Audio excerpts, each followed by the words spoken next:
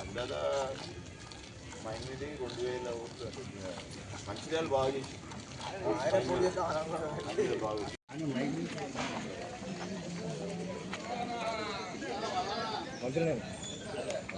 వాళ్ళు తీసుకుంటారు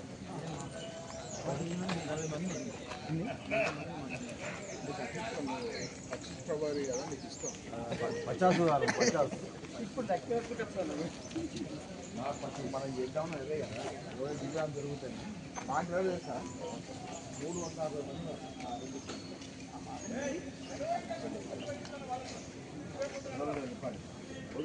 కోరైనా మాకనే మాకు అంతే శిక్షణ అంతా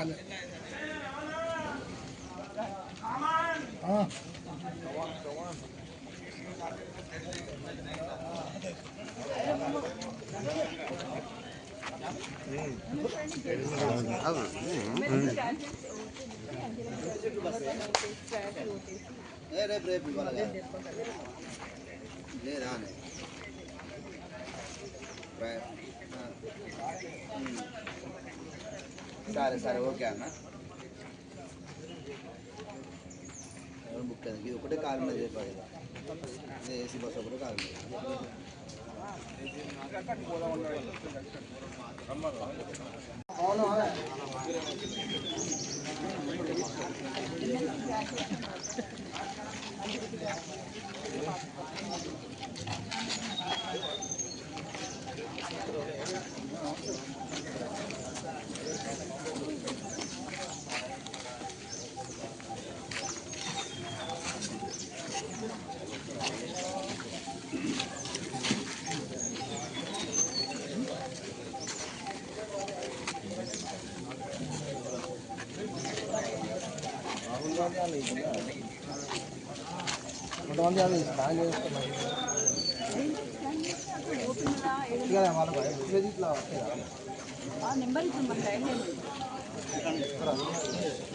కోసం అహర్నిశలు పనిచేసినటువంటి గ్రాడ్యుయేట్స్ అలాగే ఎంప్లాయీస్ కార్మికులందరికీ కూడా పేరు పేరున నమస్కారాలు తెలియజేస్తున్నాను. ఈరోజు మీ అందరికి కూడా తెలుసు ఎమ్మెల్సీ ఎలక్షన్స్ ఆదిలాబాద్, మెదక్, నిజామాబాద్, కరీంనగర్ ఉమ్మడి జిల్లాలో మరి భారతీయ జనతా పార్టీ పక్షాన ఎమ్మెల్సీ గ్రాడ్యుయేట్స్ అంజిరెడ్డి గారు అలాగే టీచర్స్ ఎమ్మెల్సీ అభ్యర్థి మల్క్ కొమరే గారు నిల్చోవడం జరిగింది. మరి ఇన్ని తెలంగాణ సాధించుకున్న 15 ఏళ్ళు అవుతుంది.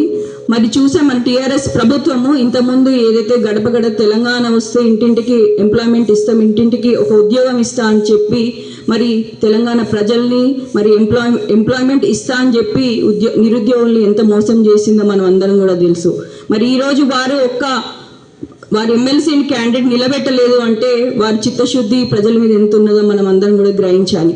అదేవిధంగా మన కాంగ్రెస్ బూటకపు 6 గ్యారంటీ పేరుతో మరి కాంగ్రెస్ ప్రభుత్వం ప్రజల్ని ఎంత మోసం చేసిందో నేను చెప్పని అవసరం లేదు. మరి ఈరోజు దుస్థితి చూస్తున్నాం. కాంగ్రెస్ పాలనలో కనీసం టీచర్లకు కానీ ఎవరైతే గవర్నమెంట్ ఉద్యోగులకు కూడా వారికి జీతాలు ఇచ్చే దాఖలాలు కనిపిస్తలేవు. మరి కాంగ్రెస్ మొత్తానికి ఫెయిల్యూర్ గవర్నమెంట్. మరి భారతీయ జనతా పార్టీ పక్షాన మోదీ గారి యొక్క 3వ ముచ్చటగా మనకు అందరు కూడా తెలుసు, వారు ప్రధానమంత్రి అయ్యారు. వారు దాదాపు ప్రపంచంలోనే జీడిపి వాల్యూని 5కి తీసుకెళ్లి మన భారతదేశాన్ని అగ్రగామి దేశంగా తీసుకెళ్లినటువంటి ఘనత మరి మోడీ గారు. మరి మోడీ గారి యొక్క నాయకత్వం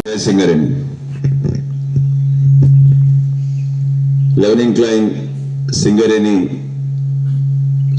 సోదరుమన్న కార్మికులకు అందరు కూడా శుభోదయం. చాలా రోజుల తర్వాత మళ్ళీ మన లెవెనింగ్ క్లైమ్ సోదరిమణులను కలుసుకోవడానికి చాలా సంతోషంగా ఉంది. మరి వేదిక చెందిన బిఎంఎస్ నాయకులు యాదగిరి సత్తయ్య గారు, అదేవిధంగా సభ అధ్యక్షులు సారంగపాణి గారికి, మరి బిఎంఎస్ కార్మిక నాయకులు, మరి నాతో పాటు విచ్చేసిన బీజేపీ నాయకులకు అందరికి కూడా శుభ అభినందనలు తెలియజేస్తున్నాను. మీ అందరి ముందు ఈరోజు రావడానికి ఒక కారణం, ఈరోజు ఎమ్మెల్సీ ఎలక్షన్స్. ఎవరి అంటే పట్టభద్రులై, దాంతోపాటు టీచర్స్ ఎమ్మెల్సీ. ఈ పెద్దల సభల్లో మన తరపు నుంచి కొట్లాడటానికి ఒక నాయకుడిని మనం ఎంచుకోవడానికి ఈరోజు సింగరేణి మైన్స్ మీదకి రావడం జరిగింది. మన పట్టభద్రుల హక్కుల పరిరక్షణ కోసానికి, అదేవిధంగా వినూత్న రీతుల్లో మరి పట్టభద్రులకు ఇంకేం చేయాలి అది ఉద్యోగరీత్యా కానీ చాలా చోట్ల శ్రమ దోపిడీ కూడా జరుగుతుంది. మరి వాటి అన్నిటి కూడా అడ్డుకట్టాలంటే మనకు సరైన నాయకుడు మనకు ఈ పెద్దల సభల్లో పంపించాలి. మళ్ళీ చిన్నమైల్ అంజిరెడ్డి గారు, మరి వారు కూడా కార్మిక క్షేత్రంలోనే ఉన్నారు, వారికి ఇండస్ట్రీస్ ఉన్నాయి. దాంతోపాటు ప్రజెంట్ వారు మరి లారీ ట్రాన్స్పోర్ట్ మీరు చూడొచ్చు ఎంతమంది కార్మికులు ఉంటారు. లారీ ట్రాన్స్పోర్ట్ అసోసియేషన్ కూడా వారు ఇప్పుడు స్టేట్ అధ్యక్షులు ఉన్నారు. అంటే కార్మికుల కష్టాలు తెలిసిన నాయకులు వారు. ఎన్నో స్వచ్ఛంద సేవా కార్యక్రమాలు, దాంతోపాటు వాళ్ళకి ట్రస్ట్ ద్వారా కూడా ఎంతో మందిని కూడా ఆదుకోవడం జరుగుతుంది. ఇంకా మించి వేరే హక్కుల పరిరక్షణ కోసానికి గ్రాడ్యుయేట్స్ తరపు నుంచి నేనున్నా అని చెప్పేసి మనం ముందుకు రావడం జరిగింది. మరి భారతీయ జనతా పార్టీ అట్లాంటి నాయకుడిని మరి ముందుకు తీసుకొచ్చింది. మరి వారిని గెలిపించుకోవాల్సిన అవసరం మనకందరికి కూడా ఉన్నది. మరి భారతీయ జనతా పార్టీ మీరు చూడొచ్చు, రీసెంట్గా బడ్జెట్లో కూడా మనం ఎప్పటి నుంచో కూడా కొట్లాడుతున్నాం. సింగరేణి మైన్స్ మన కష్టం అంతా కూడా ట్యాక్స్లలో పోతున్నది. సో అది గమనించి ఆల్మోస్ట్ 12 లక్షలు అంటే నెలకు ₹1,00,000 సంపాదించిన వాళ్ళు కూడా ₹1 ట్యాక్స్ కట్టకుండా ఈరోజు మన భారతీయ జనతా పార్టీ ఆ హక్కులను సాధించింది. అంటే సింగరేణిలో ఉన్న ప్రతి ఒక్కరు కూడా ఎవరైతే కార్మికులు ఉన్నారో వారందరూ కూడా ఆ పరిధిలో వస్తారు. అది గమనించాలి. ఈరోజు భారతీయ జనతా పార్టీ పేరులోనే ఉన్నది, మీరు చూడొచ్చు.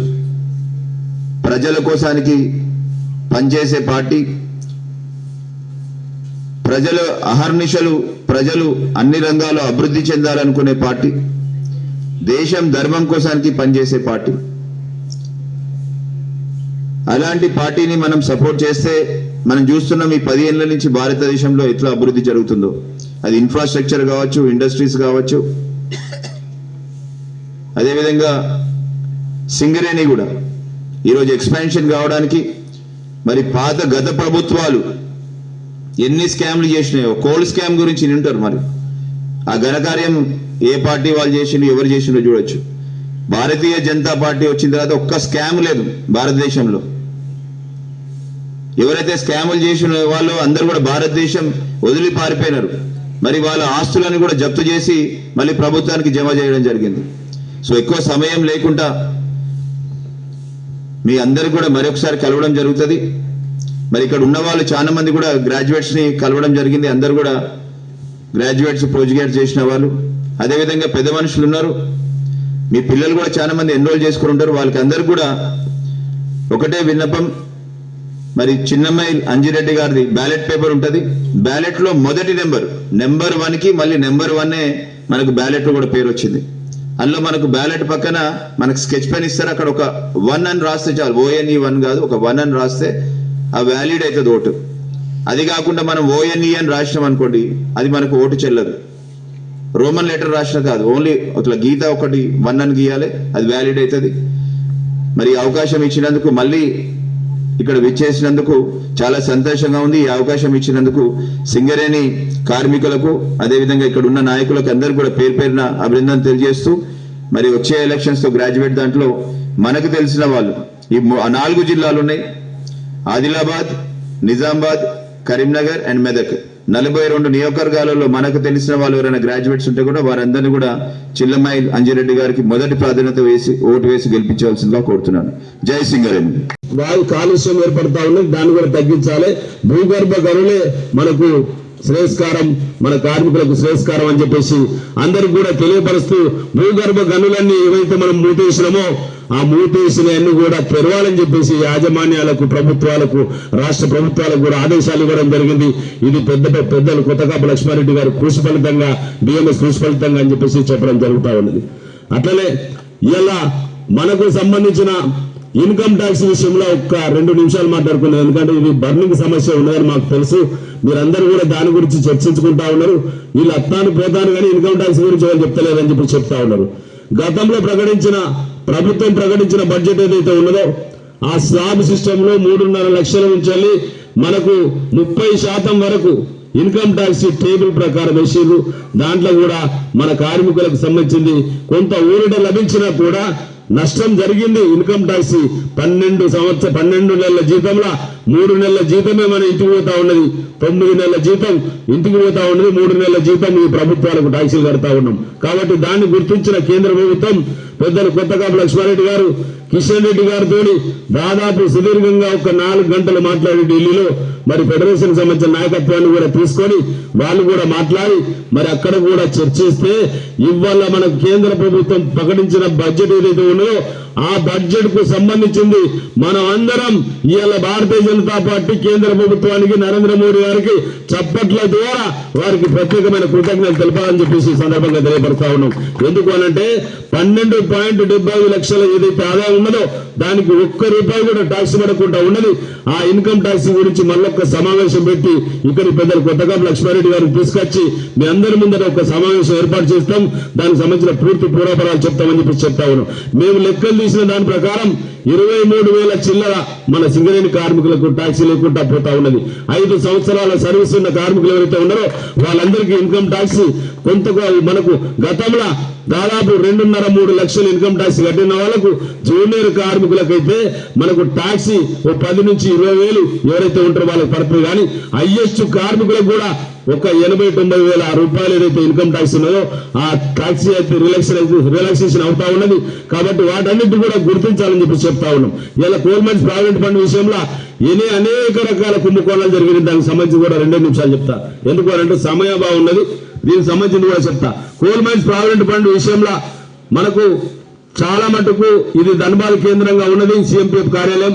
దానికి మరి నార్త్ లో ఉంటే మరి అక్కడ ఉన్న కరడు కట్టిన ఎవరైతే నాయకత్వం ఉన్నదో ఆ నాయకత్వం మనకు సంబంధించిన సిఎంపిఎఫ్ భవిష్య నిధి దానిలో పెట్టుబడులు పెడదామని చెప్పేసి ఒక కుట్రపూరితమైన, మోసపూరితమైన ఆలోచన విధానంతో అప్పుడు మన్మోహన్ సింగ్ ప్రభుత్వం ఉన్నప్పుడు, చిదంబరం అనే ఆర్థిక శాఖ మంత్రి ఉన్నప్పుడు ఆయన భార్యకు సంబంధించిన దివాన్ హౌసింగ్ ఫైనాన్స్ లిమిటెడ్ అని చెప్పేసి ఒక సంస్థను స్థాపించి అందులో పెట్టుబడులు పెట్టి, ముడిగే సంస్థలలో పెట్టుబడి పెట్టి దానికి సంబంధించింది రైట్ ఆఫ్ చేసే అధికారం లేదని చెప్పేసి మరి మనం కార్మిక సంఘాలు మొత్తుకున్నప్పటికీ కూడా ఒక ప్రభుత్వ రంగ సంస్థకు సంబంధించిన ఆస్తులను ఇంకొక ప్రభుత్వం రైట్ ఆఫ్ చేసే అధికారం లేదని చెప్పేసి మనం ఆ రోజున సిబిఐ ద్వారా విచారణ జరిపించాలని చెప్పేసి పెద్దలు కొత్తకాపు లక్ష్మారెడ్డి గారి ఆధ్వర్యంలో మనం ప్రధానమంత్రి అప్పుడు మన బొగ్గుగల్ల శాఖ మంత్రులు ప్రహ్లాద్ జోషి గారికి కలిపి సిబిఐ ద్వారా విచారణ జరిపించి కార్మికులకు సంబంధించిన సమస్యల పరిష్కారంలో మనకు పెద్దలు కొత్తకాపు లక్ష్మారెడ్డి గారు వచ్చిన తర్వాత